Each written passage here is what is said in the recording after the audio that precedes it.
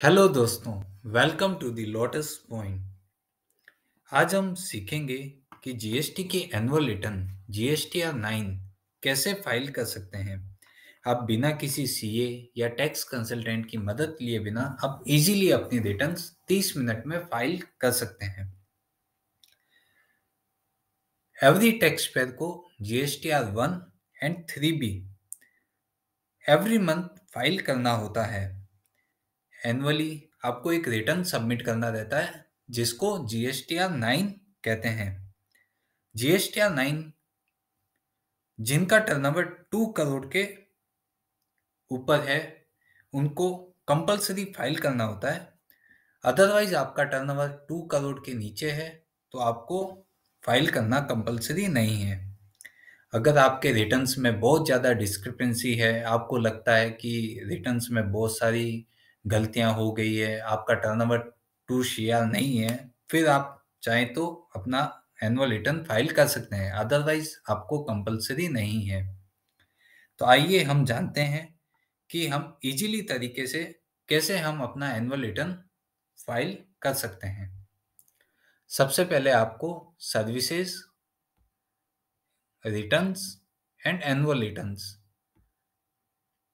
यहाँ पे आप जो फाइनेंशियल ईयर का रिटर्न्स सबमिट करना चाहते हैं वो सेलेक्ट करना है।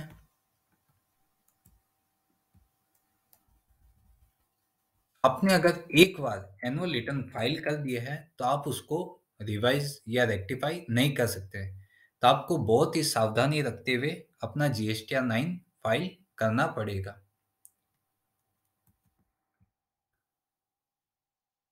यहाँ पे आपके पास ऑप्शन आएगा कि आप उसको नील रिटर्न फाइल करना चाहते हैं, तो यहाँ पे हमको नो करके नेक्स्ट पे क्लिक कर देना है।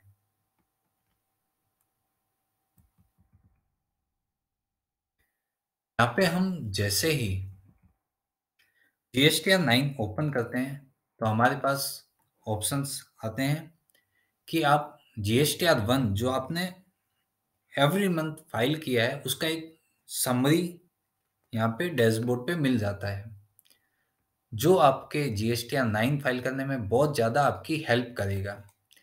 वैसे ही एक आईटीसी का जीएसटीआर 3B जिसका भी पूरा एनुअली समरी आपको डैशबोर्ड पे मिल जाता है। तो ये समरी आपको बहुत इजी रहेगा जीएसटीआर 9 फाइल करने में। तो हम इनको डाउनलोड कर लेते हैं और समझते हैं कि जीएसटीआर 9 कैसे फाइल करें। जीएसटीआर 9 एक एनुअल रिटर्न है। अगर हम ऐसा सोचते हैं कि मैंने 1 में या 3B में जो भी गलतियां की है उसको मैं जीएसटीआर 9 में सुधार दूंगा, हम आगे जाके देख लेंगे, एनुअल रिटर्न में जो भी करेक्शन होगा कर देंगे, तो ये हमें बहुत गलत है। हमें जीएसटीआर 9 का मतलब होता है एनुअल रिटर्न, कि अगर आपकी एनुअली बुक्स में कितना टर्नओवर दिखाया है या कितनी हमारी आईटीसी है ड्यूरिंग द ईयर, या हमसे कुछ मिस्टेक्स हो गई है, कुछ छूट गया है हमसे, तो उसको हम रेक्टिफाई कर सकते हैं। तो उसके लिए आपको यहाँ पे समरी ऑटोमेटिक जनरेट हो जाती है जीएसटीआर 1 की एंड 3B की। आप उन दोनों को कंपेयर करके अपना एनुअल रिटर्न इजीली तरीके से फिल कर सकते हैं। सबसे पहले ऑप्शन है यहाँ पे details of advances, inward and outward supplies made during the financial year. इस पे आपको टिक करना है। यहाँ पे आपको पूरे साल भर में आपने कितनी बी टू बी सप्लाईज की, बी टू बी कितनी सप्लाईज की, आपने कोई रिटर्न्स आया तो उनके क्रेडिट नोट्स आपने बनाए या किसी आपके डेबिट नोट्स आपके रेज किए हैं, आपने इनवर्ड सप्लाई के ऊपर कोई रिवर्स चार्ज मैकेनिज्म अप्लाई किया है, तो टोटल आउटवर्ड सप्लाई उसकी सारी डिटेल ये पॉइंट्स के अंदर आपको फिल करनी है। इसकी मदद के लिए आप जीएसटीआर 1 जो समरी ओपन हुई है आप उसको देख सकते हैं। यहाँ पे आपको सारी डिटेल्स आ जाएगी, आपको इसको वेरीफाई करना है। जीएसटीआर 9 एक एनुअल रिटर्न है। अगर आपसे कोई भी भूल हो गई है जीएसटीआर 1 में, चाहे आपने बी टू बी में कोई बिल ऐड करना रह गया हो, चाहे बी टू सी आपसे कोई छूट गया हो, या कोई क्रेडिट नोट जो आपने नहीं दिखाई हो, तो आप ऐसा नहीं है कि ये एज़ इट इज़ आप इसमें एनुअल रिटर्न में दिखा देंगे। अगर आपको लगता है वो चीज़ सही में छूट गई है, तो आप उसको रेक्टिफ़ाई कर सकते हैं।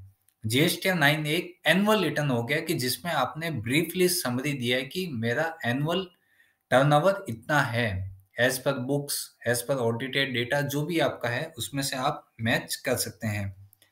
यहाँ पे आपको सारी समरी आ जाएगी, आप इसकी भी मदद ले सकते हैं।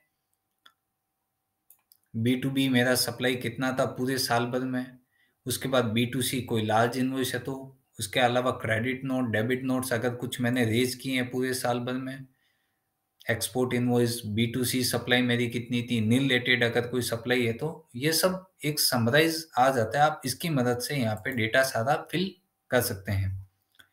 यहाँ पे बाय डिफ़ॉल्ट जीएसटीआर 1 का डेटा आ जाता है। अगर हमें लगता है कि हमसे कोई बिल छूट गया है, तो हम यहाँ पे उसको अमेंड कर सकते हैं इज़िली। यहाँ पे सबसे पहले ऑप्शन है ए नंबर, बी2सी सप्लाई, कि आपने ड्यूरिंग द ईयर कितनी बी2सी सप्लाई की है। तो बी2सी सप्लाई आप यहाँ से मैच कर सकते हैं। आपकी बी2सी सप्लाई कितनी है, वो डेटा आप यहाँ पे फिल कर सकते हैं। बाय डिफ़ॉल्ट आके आप उसको मैच कर सकते हैं। अगर आपको लगता है कि कुछ छूट गया है, तो आप इसमें ऐड ऑन कर सकते हैं। आपने during the year B to B कितनी सप्लाई की है, वो एग्जैक्ट वैल्यू आपको यहाँ पे फिल करनी है। अगर आपने जीरो रेटेड कोई सप्लाई की है, वो आपको यहाँ पे फिल करना है। डी नंबर में सेज, स्पेशल इकोनॉमिक जोन में अगर आपने कोई सेल किया है, तो उसका डिटेल आपको यहाँ पे डालना पड़ेगा। अगर डीम्ड एक्सपोर्ट है कुछ, अगर आपने advances on which tax has been paid, mean अगर आपने कोई ऐसा बिल है जो आपने अभी बनाया नहीं है लेकिन आपको उस पे एडवांस मिल गया है, अगर आपने उसकी कोई लायबिलिटी दिखाई है तो वो लायबिलिटी आपको यहाँ पे शो करनी होगी। Inward supply liable to reverse charge, अगर आपने पूरे साल में कोई आरसीएम भरा है, चाहे वो ट्रांसपोर्ट के ऊपर हो, लेबर के ऊपर हो, तो उसका डिटेल आपको यहाँ पे शो करना पड़ेगा। ये आपका आ गया सब टोटल, कि टोटल मेरा आउटवर्ड इतना लायबिलिटी हो गया, जिसमें चाहे मैंने बी टू बी सेल किया, बी टू सी किया, नील रिलेटेड किया, एक्सपोर्ट सेल किया, आरसीएम के ऊपर भी मुझे टैक्स पे करना है, वो सारा आउटवर्ड आपका यहाँ पे आ गया। अब इसमें से अगर आपने कुछ क्रेडिट नोट इश्यू किए हैं, तो वो आपके लेस हो जाएंगे। आपने कुछ डेबिट नोट इश्यू किए हैं, वो यहाँ पे आ जाएंगे। अगर सप्लाईज आपने कुछ अमेंड किया है जिससे टैक्स इंक्रीज हो रहा है, तो आपका यहाँ पे आ जाएगा। अगर आपने कुछ अमेंड किया है जिसमें आपका टैक्स डिक्रीज हो रहा है, तो आपका यहाँ पे आ जाएगा। तो टोटल आपका आउटवर्ड सप्लाईज एंड एडवांसेस, ये कॉलम आपका आ जाएगा कि आपने during the year total supplies जिसके ऊपर हमको टैक्स पे करना है गवर्नमेंट को, वो यहाँ पे डिक्लेयर हो जाएगा। आपको इसको सेव कर देना है, then okay and back to GSTR 9 dashboard. अब आते हैं हम टेबल नंबर 5 पे, details of outward supplies made during the financial year और which tax is not payable, means जो ऐसी सप्लाईज जिसके ऊपर आपने नील रेटेड सप्लाई की हो, जीरो रेटेड की हो, स्पेशल इकोनॉमिक जोन में सप्लाई की हो, एग्जम्प्ट हो, जिनके ऊपर हमको टैक्स पे नहीं करना है, वो सब डिटेल आप यहाँ पे फिल कर सकते हैं। आपका नील रिलेटेड कुछ सप्लाई है, एग्जम्प्टेड कुछ सेल्स हुआ है, डेबिट नोट इश्यू किया है, कुछ आपने supplies declare to through amendment reduce किया आपने, तो ये सब चीज़ आप यहाँ पे फिल कर सकते हैं। देन आपका फाइनल टर्नओवर यहाँ पे आ जाएगा जो ग्रॉस आउटपुट लायबिलिटी है, इसको भी सेव कर देंगे। Okay, then back to GSTR 9 dashboard. अब अगले पॉइंट पे आते हैं, details of ITC availed during the financial year. ITC availed and ITC utilise दोनों में डिफरेंट है। आईटीसी अवेल्ड मतलब पूरे साल में कितनी आईटीसी है जो मैंने ली है बुक्स में, ये आपको मिलेगा आपके 3B के रिटर्न से, जो हमने समराइज डाउनलोड किया है। टोटल ऑफ आईटीसी अवेल्ड आता है एलिजिबल आईटीसी में, कि आपने टोटल कितनी आईटीसी अवेल की है, मीन्स मेरे पास इतनी बुक्स में है, मैंने इतनी आईटीसी ले ली है। अगर आपको लगता है कि इसमें कुछ रेक्टिफाई करना है, कुछ मुझसे छूट गई है, तो वो आप यहाँ पे ऐड कर सकते हैं ये पॉइंट पे। अदरवाइज आपको लगता है कि आईटीसी हमने ज़्यादा क्लेम कर ली है, तो आप DRC-03 भी यूज़ कर सकते हैं। DRC-03 के थ्रू आप पेमेंट कर सकते हैं, जो भी आपका बैलेंस या जितनी आईटीसी आपने ज़्यादा ले ली है, उतना आप चाहें तो बैलेंस कर सकते हैं। आप चाहें तो यहाँ पे जीएसटी 9 में भी उसको एनुअल रिटर्न में रेक्टिफाई कर सकते हैं। तो डिटेल्स ऑफ आईटीसी अवेल्ड, यहाँ पे हम जाएंगे तो सबसे पहले आएगा कि हमारी कितनी आईटीसी है जो हमने 3B में क्लेम की है, जो आप यहाँ पे इजीली देख सकते हो कि हमने इतना पूरे साल में आईटीसी क्लेम किया है। तो मैंने यहाँ पे फिगर आ गया ऑटोमेटिक कि इतनी आईटीसी हमने क्लेम की है। अब ये पूछ रहा है second number point, invert supplies other than reverse charge कि आपका कितना है। ये आपका कह रहा है कि अभी आपके बुक्स में एग्जैक्ट कितना है, एक्चुअल जिसको हम बोल सकते हैं। ये बाय डिफ़ॉल्ट 3B में जितना हमने फ़ाइल किया, ये हो सकता है कि हमने ज़्यादा ले लिया हो, कोई महीने में हमने क्लेम कम ले लिया हो, तो ये ऑटोमेटिक आ गया जितना हमने पूरे साल में क्लेम किया है। यहाँ पे एक्चुअल में अपना कितना है, उसको आपको बाइफरकेट करना है, जिसमें आपका इनपुट्स, एक्चुअल इनपुट्स कितना है, मीन्स आपका परचेज़ के ऊपर कितना आईटीसी आपने लिया है।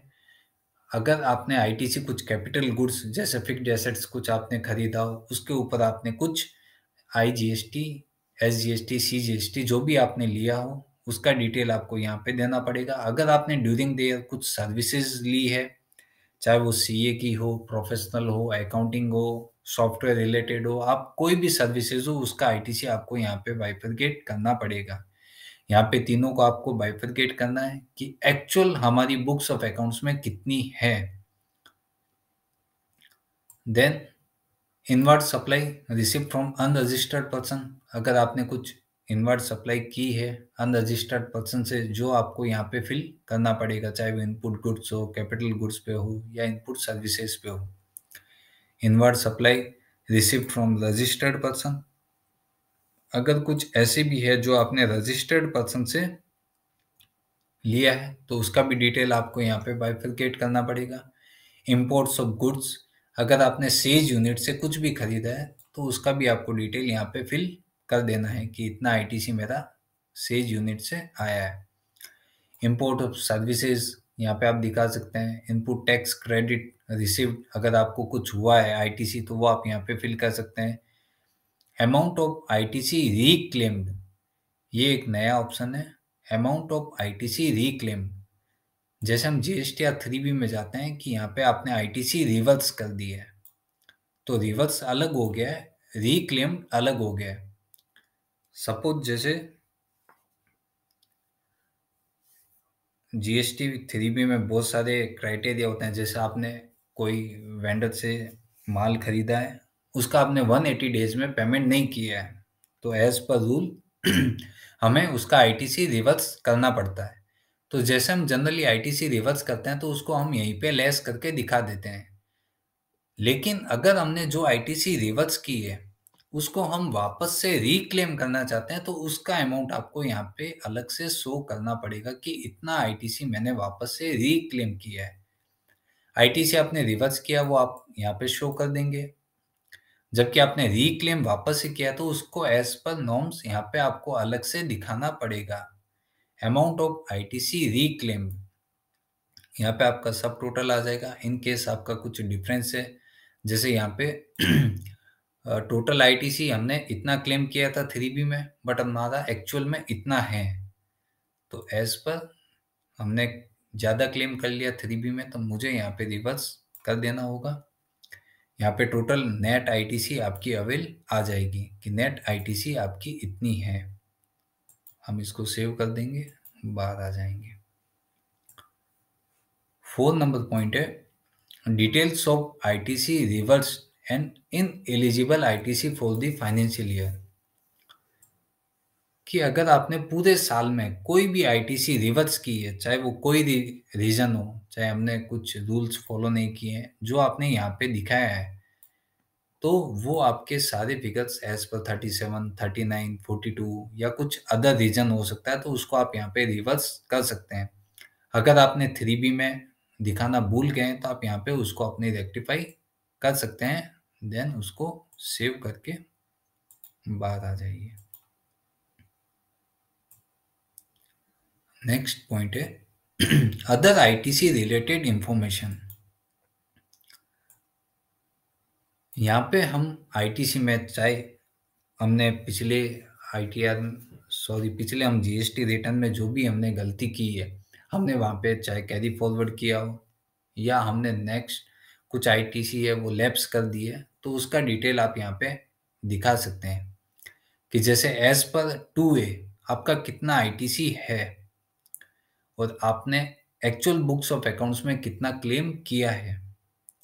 यहाँ पे आ गया, ये हमारा 2A के हिसाब से हो गया और एक्चुअली हमने यहाँ पे इतना ही अपने बुक्स ऑफ अकाउंट्स में दिख रहा है, तो हमने उतना ही क्लेम किया है।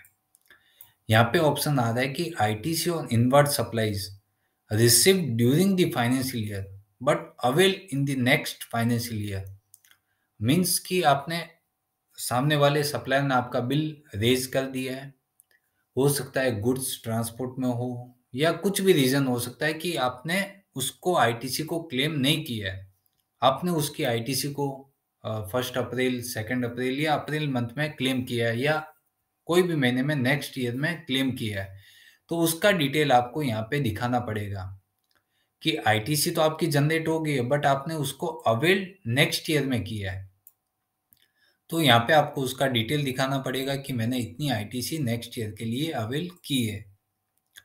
यहाँ पे ITC avail but not availed means कि आपकी आईटीसी अवेलेबल है बट आपने ली नहीं है। यहाँ पे दोनों अलग अलग केस हो गए कि यहाँ पे आईटीसी आपकी अवेलेबल है बट हमने उसको नेक्स्ट ईयर में ले ली है। यहाँ पे कह रहा है कि आईटीसी अवेलेबल है बट नॉट अवेल्ड, कि मीन्स आईटीसी आई हुई है हमने नहीं ली। जैसे कुछ एक्सपेंस हो सकते हैं कि जिसके ऊपर हमको आईटीसी नहीं लेना है, जैसे बैंक चार्जेस हो गया, कुछ रिपेयर्स एंड मेंटेनेंस हो गया या पैकिंग एंड मटेरियल हो गया कि उसके ऊपर हमको आईटीसी क्लेम नहीं करना है, तो हम यहाँ पे रिवर्स कर सकते हैं उस आईटीसी को या लैप्स कर सकते हैं कि हमको नहीं चाहिए। ITC available but ineligible means कुछ आईटीसी ऐसी है कि जो है तो सही, सामने वाले ने हमारे 2A में दिखा है बट वो इनएलिजिबल है, तो हमको उसको अलग से शो करनी पड़ेगी। IGST paid on import of goods, कि अगर आपने कुछ आईजीएसटी पेड किया है, जैसे आप इंपोर्ट करते हैं तो आपको बिल ऑफ मटेरियल मिलता है, उसके अंदर हम इंपोर्ट ड्यूटी पे करते हैं, उसके ऊपर जो आईजीएसटी हो गया वो आप यहाँ पे दिखा सकते हैं। IGST credit availed on import of goods, यहाँ पे आप कितनी आई और इसमें से आपने कितनी अवेल की है, उसका डिफरेंस कुछ होगा तो ITC available but not availed on import of goods, अगर कुछ है जो आपको अवेल नहीं करनी है।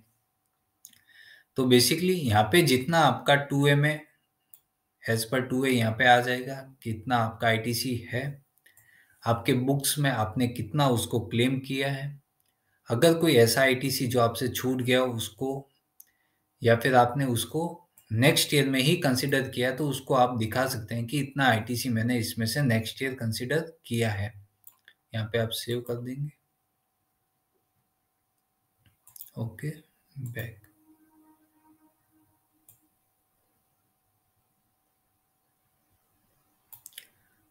यहाँ पे आता है details of tax paid as declare in return, means कि इतना आपका आउटवर्ड लाइबिलिटी था कि हमने इनवर्ड सप्लाईज पे, सेल्स पे लेस क्रेडिट नोट, हमारा इतना आउटवर्ड लाइबिलिटी होता है, उसमें से हमने बुक्स में आईटीसी हमारा इतना शो हो रहा है, तो रिमेनिंग आपको पे करना पड़ेगा।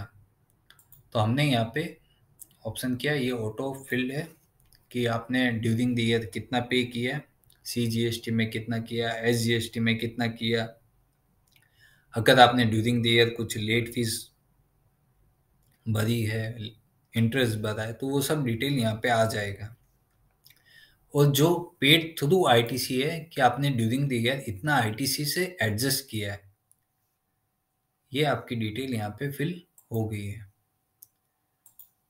ये होता है कि आईटीसी अवेल्ड, अवेल्ड मीन्स कि आपके पास कितनी आईटीसी है ड्यूरिंग द ईयर, कि मेरे पास इतनी आईटीसी है वो मैंने ली है। और आईटीसी यूटिलाइज मीन्स कि पेड थ्रू आईटीसी, इतना आपने आईटीसी यूटिलाइज कर लिया है, इतना आईटीसी आपके पास अवेल था, उसमें से आपने इतना आईटीसी यूटिलाइज कर लिया है। ओके, बैक आएंगे। अगला पॉइंट है particulars of the transactions for the financial year declare in returns of the next financial year, कि गवर्नमेंट जैसे एक रिलीफ देती है कि आपसे अगर इस साल में कुछ भी भूल हो गई है, आपसे कुछ सुधार करना है, तो आप नेक्स्ट सितंबर तक आप उस गलती को सुधार सकते हैं। अभी तो उसकी डेट एक्सटेंड कर दी थी कि आप 30 नवंबर तक उसको एडजस्ट कर सकते हैं। तो यहाँ पे बेसिकली अगर आप वो पीरियड के अंदर कुछ भी आप सुधार करते हैं, चेंजेस करते हैं, तो यहाँ पे आपको उसका रिपोर्टिंग करना होगा। जैसे सप्लाईज आपने अगर कुछ अमेंडमेंट किया है जिससे आपका टैक्स इंक्रीज हो गया है, तो उसको आप यहाँ पे दिखा सकते हैं। अगर कुछ अमेंड किया है बी टू बी में या बी टू सी में जिससे अपना टैक्स हो सकता है रिड्यूस हो गया हो, तो टैक्स लायबिलिटी रिड्यूस हो गई है, तो उसको यहाँ पे दिखाना रहेगा। Reversal of ITC availed during the previous financial year, अगर कोई आपने ऐसी आईटीसी ली है जो आपको रिवर्स करनी पड़ेगी, means reversal of ITC availed during the previous financial year, आपने कोई प्रीवियस फाइनेंशियल ईयर में आईटीसी ली है, उसको आपको रिवर्स करनी पड़ेगी, तो उसको आपको यहाँ पे शो करना पड़ेगा। यहाँ पे है 30 number point, ITC availed for the previous financial year, कि मीन्स अगर आपने कोई आईटीसी क्लेम की है जिसमें से ऐसा है कि जो इतनी आईटीसी मेरी लास्ट ईयर में बची रह गई थी जिसको मैंने इस साल में क्लेम किया है, क्योंकि सितंबर तक आप रिटर्न को रेक्टिफाई कर सकते हैं, तो आपने कोई भी आईटीसी आपकी छूट गई होगी जो आपने यहाँ पे क्लेम की होगी इस साल, तो उसको हमको अलग से शो करना रहता है ITC availed for the previous financial year, means कि इतनी आईटीसी मेरी पड़ी थी जो मैंने यहाँ पे यूज कर ली है। और टोटल आईटीसी आपका, ये टोटल आउटवर्ड लायबिलिटी आपका यहाँ पे आ गया है। इसको हम सेव कर देंगे।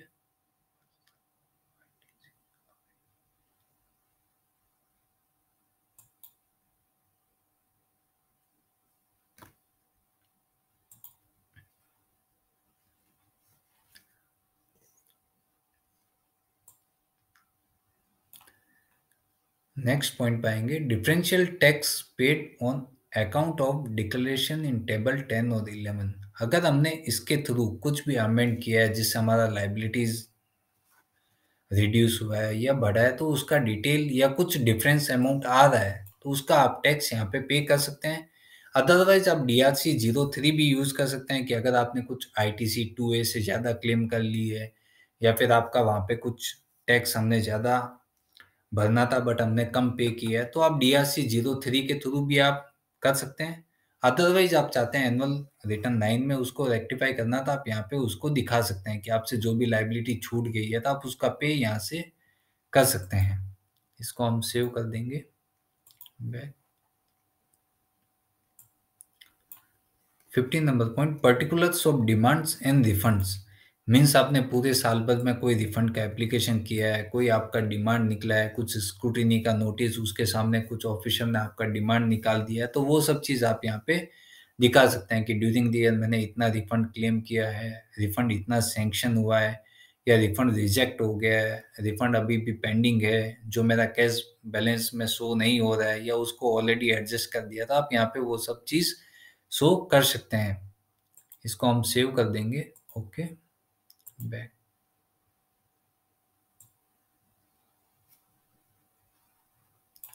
Supplies received from composition taxpayer deemed supply by job worker and goods sent on approval basis, अगर ऐसी कोई सप्लाईज है जो आपने कंपोजिशन टैक्स पेयर से खरीदा है, तो वो आपके बिल्स पे टैक्स नहीं लगा सकते हैं, तो आप उनकी एक टैक्सेबल वैल्यू यहाँ पे आप शो कर सकते हैं कि हमने as a composition tax payer से इतना गुड्स खरीदा है या सर्विस ली है, whatever. Deemed supply under section 143, कि अगर आपने कोई ऐसी सप्लाई की है जो हुई नहीं है, मीन्स आपने कुछ एक सप्लाई की है बट उसका हो सकता है आपने इनवॉइस रेज नहीं किया, हो सकता है आपने उसका एडवांस ले लिया हो, या ऐसी सप्लाई जो डीम्ड मीन्स होने वाली है या हो सकती है, तो आप उसको यहाँ पे दिखा सकते हैं। Goods Saint on approval basis but not returned, कि मतलब आपने गुड्स किसी को भेजा, सामने वाले ने आपसे सैंपल मंगाया होगा कि आप गुड्स भेज दीजिए, हम चेक करेंगे, अगर हमें समझ आ गया तो आप उसका सेल्स इनवॉइस बना सकते हैं। तो हमने समझो कि गुड्स अप्रूवल के लिए भेजे, बट अभी तक उसको रिटर्न नहीं किया है सामने वाली पार्टी ने, और ना ही उसका कंफर्मेशन आया कि आप उसको अप्रूव कर दीजिए, सेल्स बिल बना दीजिए, और हमने उसको सेल्स दिखा दिए, goods Saint on approval basis but not return. मतलब हमने एक बार लाइबिलिटी अपनी खड़ी कर दी है कि हमने इतना गुड्स आपको भेजा, उस पे इतना जीएसटी बन रहा है, तो उसको आपको यहाँ पे शो करना पड़ेगा।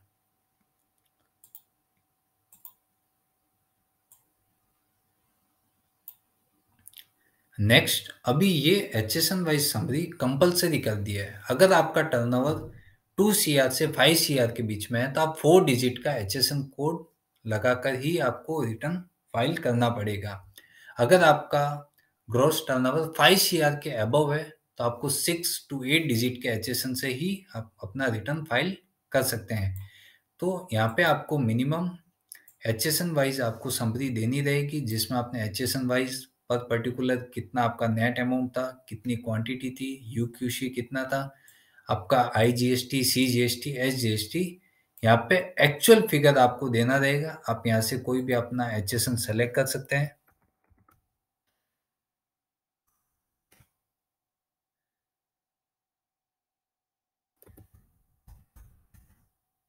आप एचएसएन सेलेक्ट कर सकते हैं, उसकी आप क्वांटिटी, कोड, ये सब आप फिल कर सकते हैं, जितना आपका टैक्सेबल अमाउंट है, आईजीएसटी कितना है, एसजीएसटी कितना है, सीजीएसटी कितना है, ये सब आप फिल करके यहाँ पे बैक टू आ सकते हैं। HSN wise summary of inward supplies means कि आपने जो जो परचेस किया है वो एचएसएन वाइज उसका डिटेल देना रहता है, लेकिन ये अभी फिलहाल कंपलसरी नहीं है, तो इसको हम नहीं फाइल करते हैं। Late fee and interest penalties कुछ है। अगर आप ड्यू डेट के बाद अगर फाइल करते हैं, तो यहाँ पे ऑप्शन हाईलाइट हो जाता है कि आपकी लेट फीस इतनी आई है या आपका इंटरेस्ट इतना बन रहा है। अभी हम ड्यू डेट के अंदर ही फाइल कर रहे हैं, तो कोई लेट फीस नहीं आ रही है, तो इसके लिए ये हाईलाइट नहीं है। तो इस प्रकार आप अपना इजीली जीएसटीआर 9 आप खुद से फाइल कर सकते हैं। आप उसको वेरीफाई कर सकते हैं कि कंप्यूट लाइबिलिटीज, कि मेरा इन फ्यूचर कुछ लाइबिलिटी नहीं आ रहा है, कि मैंने जितना आउटवर्ड था, आईटीसी मुझे जितना लेना था उतना सब मैंने ले लिया है, आप कंप्यूट कर सकते हैं। और एक बार आप अपना प्रीव्यू देख सकते हैं कि मैंने पूरा एनुअल रिटर्न अपना कैसे फाइल किया है। यहाँ पे सबसे पहले आप पॉइंट में देखेंगे अपने आउटवर्ड सप्लाई, कि मेरा बी टू बी सप्लाई इतना था, बी टू सी सप्लाई इतना था, अगर मैंने कुछ credit note, debit note raise किए हैं, वो सब आ जाएंगे। यहाँ पे आपका टोटल आउटवर्ड लाइबिलिटी बन गया है। सेकंड आएगा कि details of outward and inward supply made during the financial year, कि मीन्स आपने जीरो रेटेड कुछ किया है, एग्जम्प्ट कुछ किया है, नील रेटेड कुछ सप्लाई किया है, तो उसका डिटेल आपको यहाँ पे देना था, जो हमारा है नहीं, तो हमारा टोटल टर्नओवर उतना ही हो गया। उसके बाद आया point details of ITC for the financial year, कि एज पर मेरा बुक्स में मैंने 3B में कितना क्लेम किया और मेरे बुक्स में कितना आईटीसी है, उतना मुझे यहाँ पे शो करना रहेगा।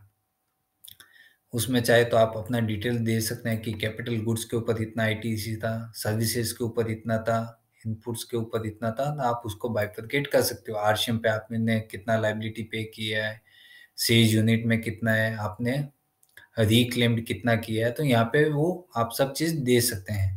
इसमें आपको डिफरेंशियल अपना फाइंड आउट कर देगा कि आपने इतना एक्सेस क्लेम कर लिया है, जिसको आपको रिवर्स करना पड़ेगा। यहाँ पे हमने टोटल आईटीसी अवेल, कि हमने टोटल आईटीसी कितनी क्लेम की है। यहाँ पे details of ITC for the financial year, कि मतलब आपने पर्टिकुलर आईटीसी कुछ रिवर्स किया है ये फाइनेंशियल ईयर में, तो उसका डिटेल आपको यहाँ पे देना रहेगा।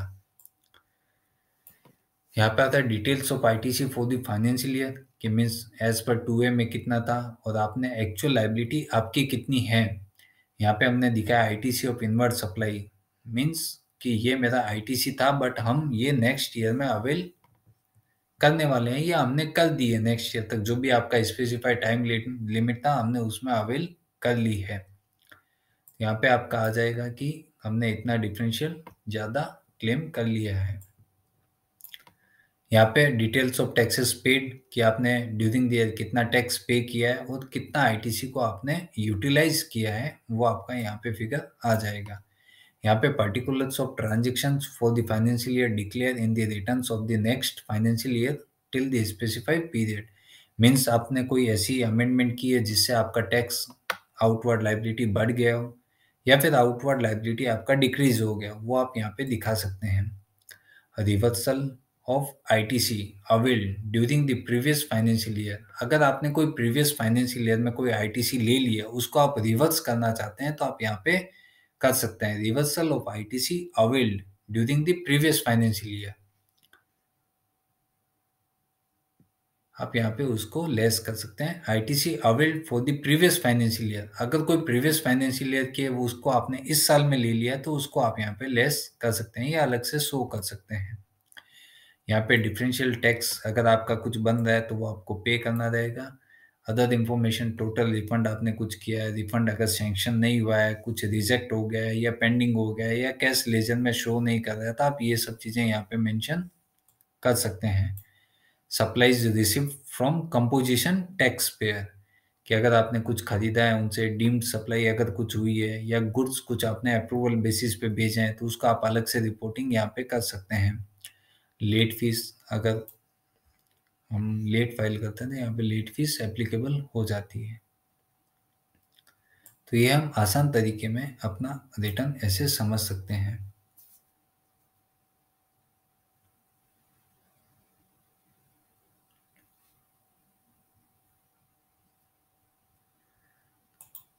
यहाँ पे हमने proceed to file button shall be enable only if you have no additional cash required. मतलब वो कब आपका हाईलाइट होगा, जब आपका कुछ कैश रिक्वायर्ड नहीं आएगा, आपने पीडीएफ बटन पे टिक कर दिया है जनरेट करने के लिए, देन आप प्रोसीड टू फाइल कर सकते हैं। यहाँ पे आप देख सकते हैं कि हमारे कैश बैलेंस में इतना पड़ा है, बट हमारा कोई भी लाइबिलिटी एट प्रेजेंट नहीं आ रहा है। हम इसको वेरीफाई करके, आपको सबसे पहले इसको पीडीएफ को डाउनलोड करना पड़ेगा, तब ये ऑप्शन आपके लिए हाईलाइट हो जाएगा। आप इसको फाइल कर सकते हैं, यस। आप ओटीपी के थ्रू वेरीफाई कर सकते हैं या डीएससी के थ्रू, जैसा भी आप हैं, आप वेरीफाई करके आप अपना रिटर्न फाइल कर सकते हैं।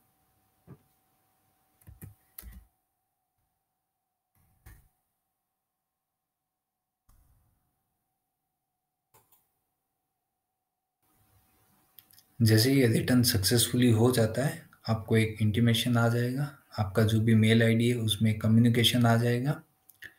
तो ये तो था कि हम एनुअल रिटर्न जीएसटी की कैसे फाइल करते हैं। ये उन लोगों के लिए जिनका टर्नओवर 2 सीआर से 5 सीआर के बीच में, उनको एनुअल रिटर्न फाइल करना कंपलसरी है। अब हम बात करते हैं कि अगर हमारा ग्रॉस टर्नओवर 5 सीआर के ऊपर चला जाता है, तो हमको जीएसटीआर 9C फाइल करना कंपलसरी है। जीएसटीआर 9C की डिटेल वीडियो मैं नेक्स्ट वीडियो में लेके आने वाला हूँ। आज की वीडियो यहीं पे समाप्त करते हैं।